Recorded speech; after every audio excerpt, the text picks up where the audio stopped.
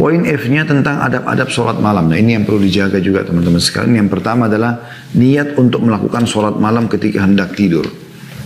Karena Nabi SAW mengatakan innamal a'malu binniyat. Semua sesuai dengan niat-niat. Jadi kalau kita niat mau tidur di malam hari, mau niat tahajud, walaupun kita kebablasan tidur dapat pahala tahajudnya. Dan kalau dia bangun, lalu dia kerjakan bisa menjadi 10 kali lipat atau bahkan 700 kali lipat. Sebagaimana dijelaskan dalam hadis sahih. Kata beliau, niat untuk melakukan sholat malam ketika hendak tidur. Hendaklah, kata beliau, seorang muslim berniat dengan tidurnya sebagai perbuatan takwa dan ketaatan kepada Allah SWT, sehingga ia mendapatkan pahala dari tidurnya. Hal itu berdasarkan hadits Aisyah radhiyallahu anha bahwasanya Rasulullah SAW bersabda, "Ma min mri'in takunu lahu salatun bilailin faghalabahu 'alaiha naumun illa kataballahu lahu ajra salatihi wa kana naumuhu shadaqatun 'alaihi." Tidaklah seseorang berniat dan sudah biasa melakukan sholat malam, lalu ia tertidur, tidak bangun satu malam, melainkan Allah SWT mencatat baginya pahala sholat malam dan tidurnya menjadi sedekah atasnya. Hadis ini riwayat An-Nasai. Juga diriwayatkan dari Abu Darda radhiyallahu anhu bahwasanya Nabi SAW bersabda, ya, beliau mengatakan barang siapa mendatangi tempat tidurnya dan ia berniat untuk bangun sholat malam, lalu kedua matanya mengalahkannya, maksudnya dia tertidur, tidak bangun hingga subuh, maka dicatatlah apa yang telah ia niatkan dan tidurnya menjadi sedekah baginya dari Robnya. Hadis ini diriwayatkan oleh An-Nasai. Itu adab yang pertama ya. Jadi niatkan pada saat mau tidur malam supaya tidur kita jadi ibadah juga, dan insya Allah Allah juga mudahkan kita bangun sholat malam. Diniatkan tidur untuk sholat malam, maksudnya kita niat nanti saya kuatkan diri supaya nanti sholat malam saya bisa saya kerjakan. Yang kedua, mengusap wajah ketika bangun tidur, berzikir kepada Allah SWT dan menggosok gigi dengan siwak seraya mengucapkan La ilaha illallah wahdahu la syarikalah. Tidak ada Tuhan yang berhak disembah kecuali Dia dan tidak ada sekutu bersamanya. Lahul mulku, miliknya lah semua kerajaan. Walahul hamdu, dan miliknya segala puji-pujian. Wa huwa ala kulli syai'in qadir, dan Dia mampu mengerjakan apa yang Dia inginkan. Subhanallah, maha suci Allah. Walhamdulillah, segala puji bagi Allah. Wala ilaha illallah, dan tidak ada Tuhan yang berhak disembah kecuali Allah. Wallahu akbar, dan Allah maha besar. Wala hawla wala quwata illa billahil aliyil azim. Tidak ada dan kekuatan kecuali dari Allah yang maha tinggi dan maha agung. Rabbighfirli, ya Allah ampunilah dosa-dosaku. Jadi penggabungan antara tiga zikir ya. La ilaha illallah wahdahu la syarika lah, lahul mulku wal hamdu wa huwa ala kulli syai'in qadir. Ini umumnya orang Islam hafal. Ditambah dengan zikir kedua, subhanallah walhamdulillah wa la ilaha illallah Allah akbar. Tambah zikir ketiga, wala haula wala quwata illa billahil aliyil azim. Ini zikir tiga sudah kita tahu semuanya umumnya. Kemudian ditambah tinggal tambah doa sedikit, Rabbighfirli, ya Allah ampunilah aku. Berdasarkan hadits Ubadah bin Samit radhiyallahu anhu bahwasanya Nabi SAW bersabda, barang siapa yang bangun di malam hari lalu yang mengucapkan tadi zikir itu ya, maka kalau dia berdoa akan diterima doanya, dan kalau dia berdoa maka akan dikabulkan doanya. Dan dari hadis Ibnu Abbas radhiyallahu anhu, ia berkata Rasulullah SAW bangun lalu mengusap bekas tidur dari wajahnya dengan tangannya, kemudian membaca 10 ayat terakhir surah Al-Imran. Nah, ini diriwayatkan oleh Imam Bukhari.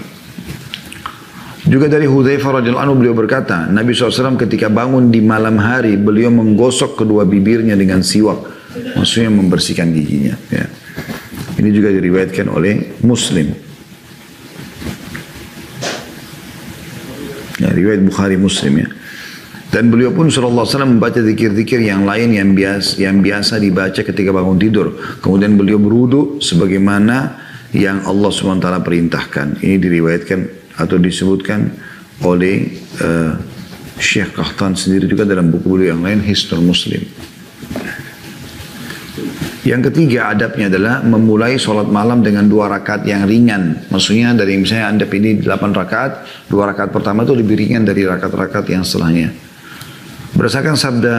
Berdasarkan perbuatan Nabi SAW disampaikan oleh Aisyah radhiyallahu anha Beliau berkata bahwasanya Rasulullah SAW apabila beliau bangun untuk sholat malam, maka beliau membuka sholatnya dengan 2 rakaat yang ringan. Diriwayatkan oleh Muslim. Juga berdasarkan hadits Abu Hurairah radhiyallahu anhu dari Nabi SAW, beliau bersabda, "Idza qama ahadukum min al-laili falyaftatih salatahu bi raka'ataini khafifataini."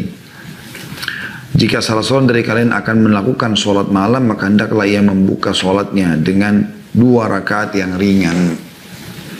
Ini diriwayatkan juga Muslim. Yang keempat, adabnya disunnahkan tahajud di rumahnya, karena Nabi SAW melakukan di rumah beliau. Hal ini berdasarkan hadis Zaid bin Thabit radhiyallahu anhu bahwasanya Nabi SAW bersabda, "Fa'alaikum bis-salati fi buyutikum, fa inna khaira salatil mar'i fi baiti illa al-maktubah." Salatlah di rumah-rumah kalian, kecuali atau karena paling baik salat seseorang adalah di rumahnya kecuali salat fardu. Hadis ini riwayat Bukhari Muslim. Kalau salat fardu lebih baik ke masjid. Salat sunnah termasuk tahajud dikerjakan di rumah. Yang kelima, mendawamkan salat malam dan tidak menghentikannya, maksudnya merutinkannya. Terus saja dia kerjakan, gitu kan. Sebagaimana sabda Nabi SAW, "Khudu minal a'mali ma tutiquna, fa inna Allah la yamallu hatta tamallu, wa kana yaqul ahabbul amal ila Allah ma dawama alaihi sahibuhu wa in qalla." Kerjakanlah amal-amal yang mampu kalian kerjakan, karena Allah SWT tidak bosan sehingga kalian bosan. Dan beliau pun SAW mengatakan, amal yang paling dicintai Allah adalah amal yang didawamkan, yang rutin dijaga oleh pelakunya, sekalipun amal itu sedikit. Hadis ini riwayat Bukhari Muslim. Juga hadis Abdullah bin Amr bin As radhiyallahu anhuma, dia dan ayahnya sahabat, ia berkata, Nabi SAW bersabda kepadaku, "Wahai Abdullah, jangan engkau seperti fulan, dulu ia sholat malam lalu ia meninggalkannya." Hadis riwayat Bukhari Muslim. Jadi jangan bilang, dulu saya masih gadis, dulu saya masih bujang, dulu saya waktu belum kerja, dulu waktu saya belum tua, saya selalu sholat malam. Itu dulu. Sekarang bagaimana? Setiap hari ada buku amal kita. Juga perkataan Aisyah radhiyallahu anha, beliau berkata, Rasulullah SAW apabila beliau menyukai satu sholat, maka beliau akan mendawamkannya, maksudnya merutinkannya. Dan apabila beliau tertidur atau sakit sehingga meninggalkan sholat malam, maka beliau sholat di siang hari 12 rakaat. Hadis ini riwayat Muslim. Jadi kalau ada orang rutin kerjakan sholat malam, kemudian tiba-tiba dia kebablasan tidur, kemudian dia bangunnya misalnya pas adzan subuh, dia sholat subuh. Sebelum sholat duha atau di waktu duha dia mengerjakan 12 rakaat, ya, sebagai pengganti sholat malamnya tadi.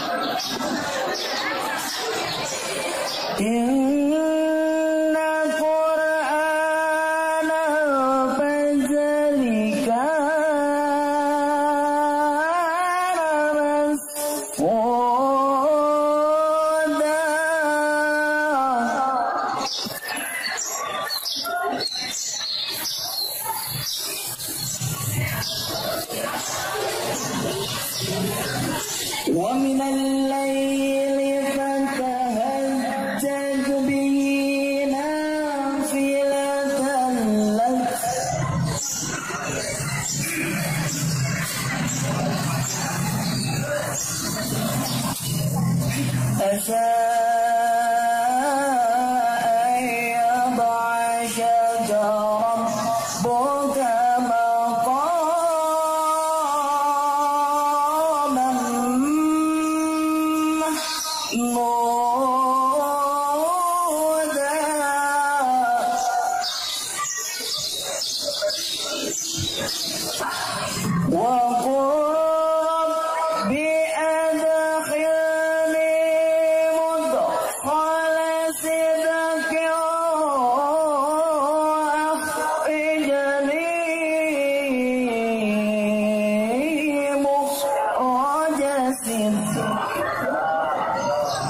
أخرجني مخرج صدق واجعل لي من لدنك سلطانا نصيرا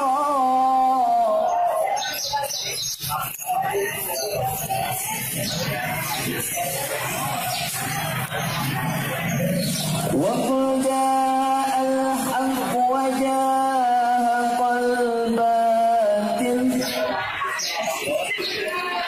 إن الباطل كان زهوقا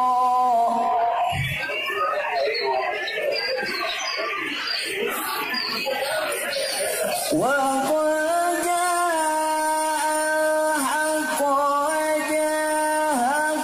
الباطل إن الباطل كان زهوقا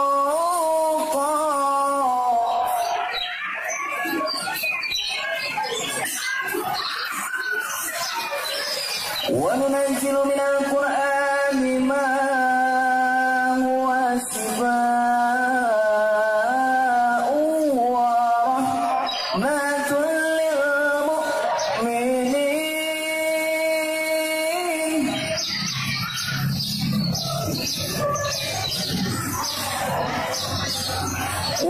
ورحمة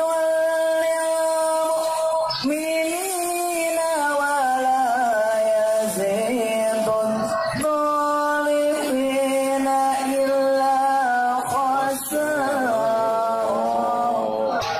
صدق الله